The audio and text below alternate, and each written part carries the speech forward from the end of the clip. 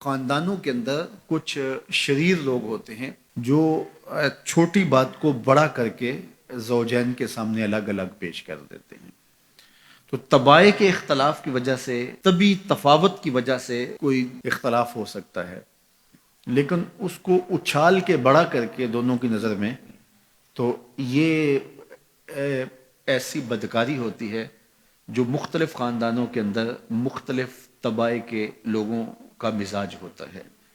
تو ایسے لوگوں سے اپنے آپ کو محتاط رکھنے کی ضرورت ہوتی ہے. اور اگر وہ شوہر کے خاندان سے تعلق رکھنے والا فرد ہے تو اس کو بیوی کو بتا دینا چاہیے کہ یہ ہمارا اس کے رشتے کا احترام موجود ہے، لیکن ہم نے اس سے رہنا محتاط ہے.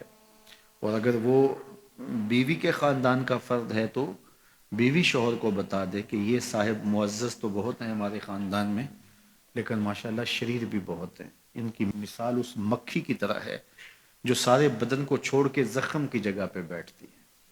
کچھ لوگوں کی مثال ایسی ہوتی ہے، اچھائیاں چھوڑ دیں گے اور وہ وہاں بیٹھیں گے اور وہاں سے جو ہے وہ گندگی لے کے پھر اس کو پھیلائیں گے.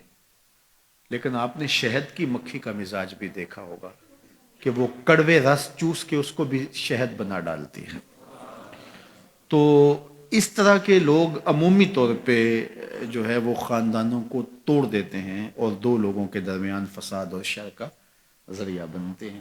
یہ انسانی وجود کے اندر شیطان کے نمائندے ہوتے ہیں. اپنی ازدواجی زندگی کو، اپنی گھریلو زندگی کو بچانے کے لیے خاندانوں کے اندر اگر کوئی شریر طبع کا شخص ہو، کوئی بخسیس النفس شخص ہو، کوئی خبیث الفطرت شخص ہو، تو اس سے جو ہے وہ اپنے آپ کو محتاط رکھنے کی ضرورت ہوتی ہے، کیونکہ یہ طلاق کا سبب ہوتا ہے.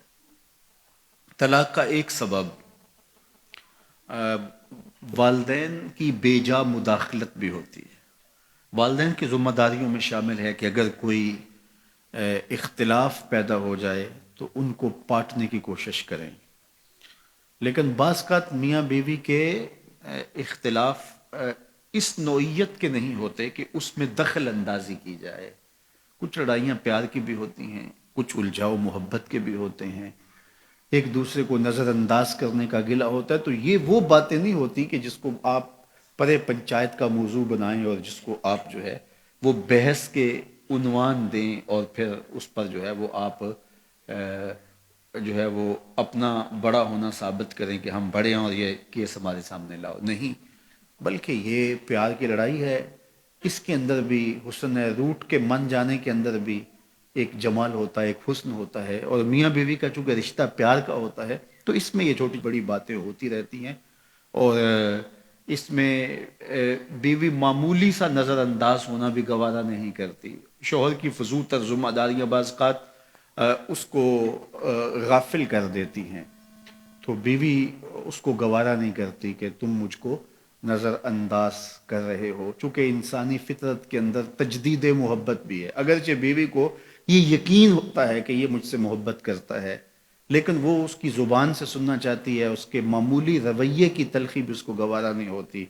تو یہ ایک فطرت انسانی ہے اور مرد کو یہ سمجھنا چاہیے کہ عورت سے جو ہے وہ اس کا اظہار کرتا رہے.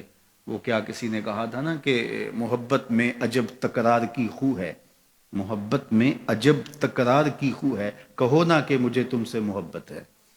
تو یہ فطرت ہے، یہ تقاضا ہے انسان کا کہ وہ اس کا اظہار کرے. تو بعض کا بندہ کہتا ہے کہ میں ٹوٹ کے چاہتا ہوں، میں دل دماغ سے روح سے چاہتا ہوں، تو مجھے کیوں بار بار کہنے کی ضرورت ہے. تو یہ چیز بیوی کے لیے تلخی کا سبب ہوتی ہے کہ یہ مجھ سے محبت کا اظہار نہیں کر رہا. تو اس طرح تناؤ پیدا ہو جاتا ہے. تو یہ تو تناؤ محبت کا ہے.